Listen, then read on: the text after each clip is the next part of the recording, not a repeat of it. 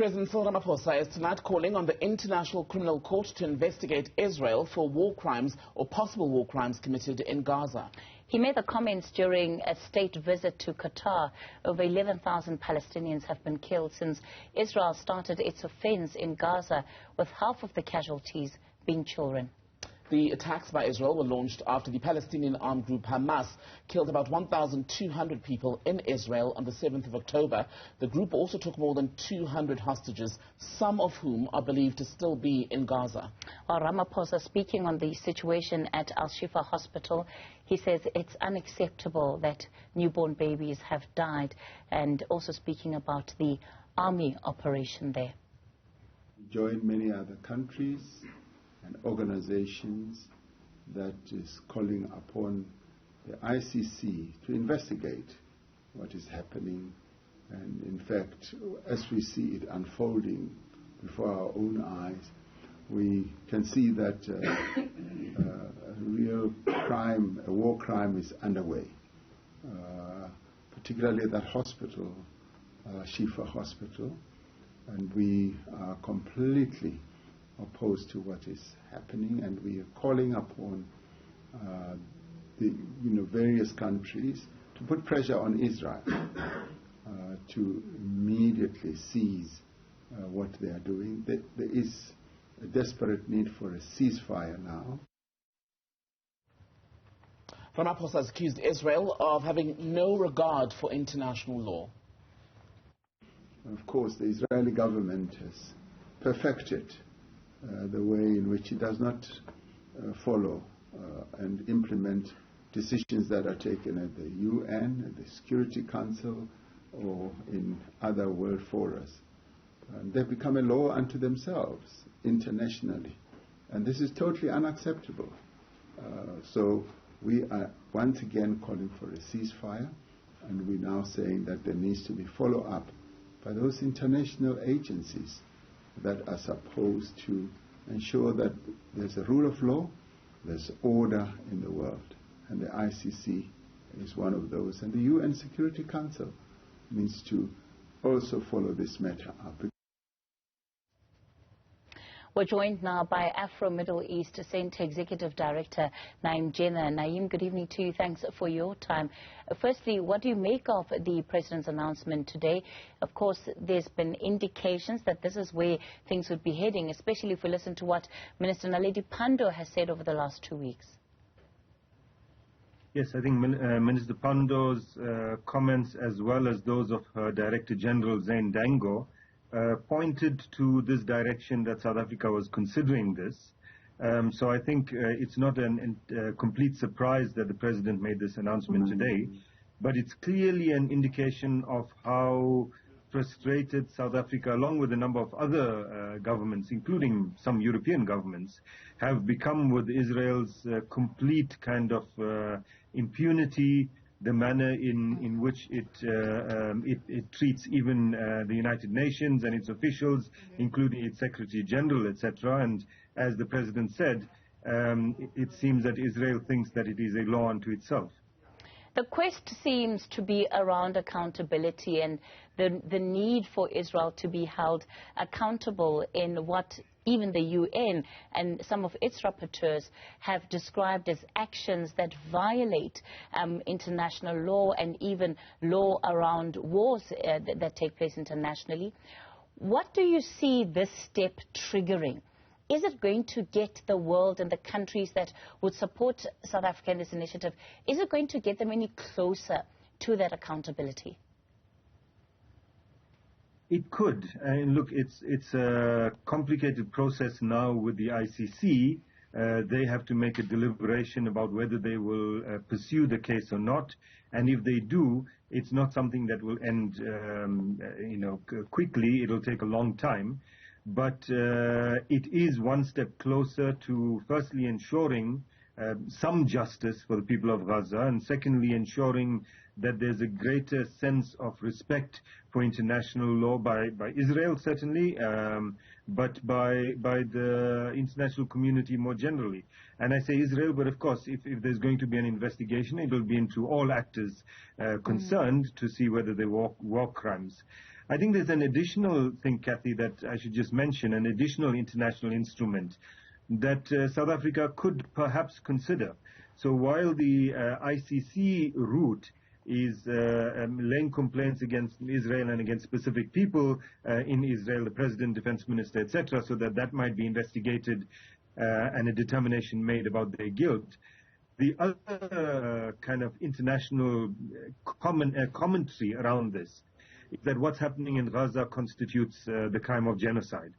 Either South Africa or another state should also really consider taking this matter to the International Court of Justice for that court, which will be a much faster process, for that court to make a determination about whether the crime of genocide is actually being perpetrated in Gaza. And if they decide that that is the case, that could then trigger other things that can follow.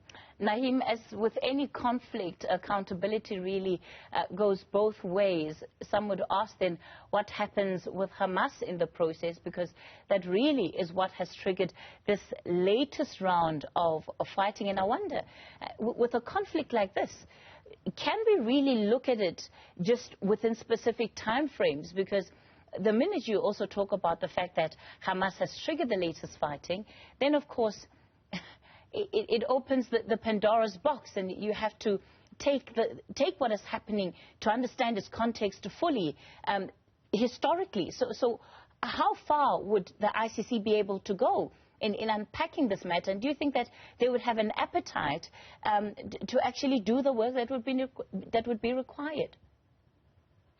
I'm not sure that they have the mandate to go, would have the mandate to go before the 7th of October. So in terms of this current episode of the past almost 6 weeks, they will investigate all parties involved. So they will investigate the Israeli role as well as the role of Hamas and the other Gaza resistance groups.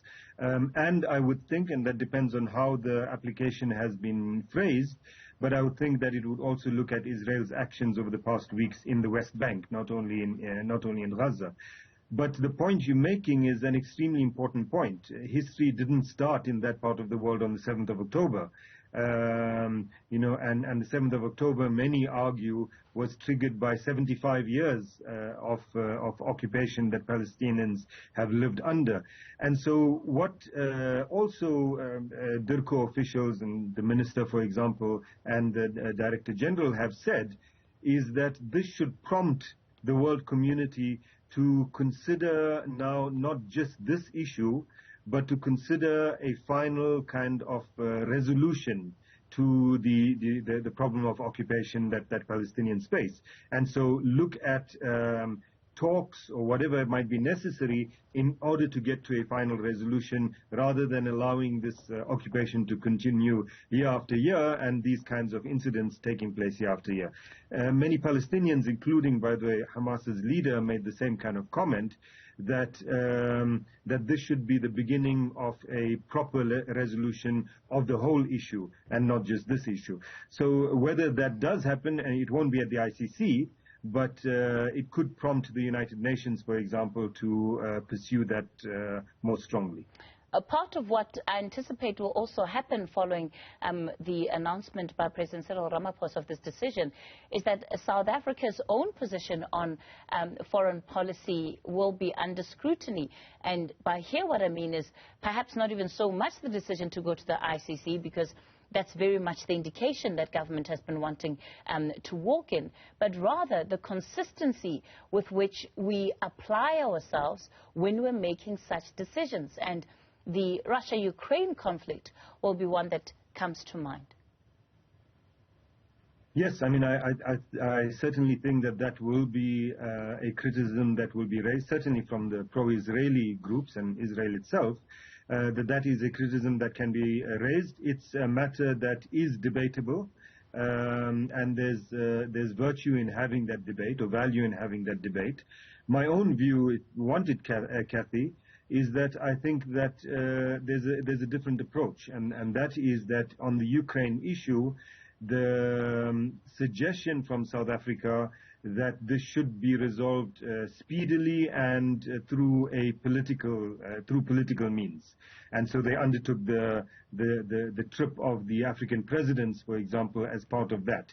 If Ukraine goes into next year, as I'm sure it will, and say by the middle of next year, maybe then that notion that there's only a political way forward might not hold as strongly. In the case of what's happening in Gaza now, it's clear that Israel is not interested in any political or diplomatic ways to deal with this. I mean, their position in the United Nations, their attacking of the Secretary General for simply stating historical fact, they're referring to UN officials as being members of Hamas, etc., means, it seems to me, from the South African government perspective, that the only avenue open now is a legal one, that Israel has shut any diplomatic or political avenues. And so I think while in many ways the two things could be similar, the Ukraine issue and Gaza issue,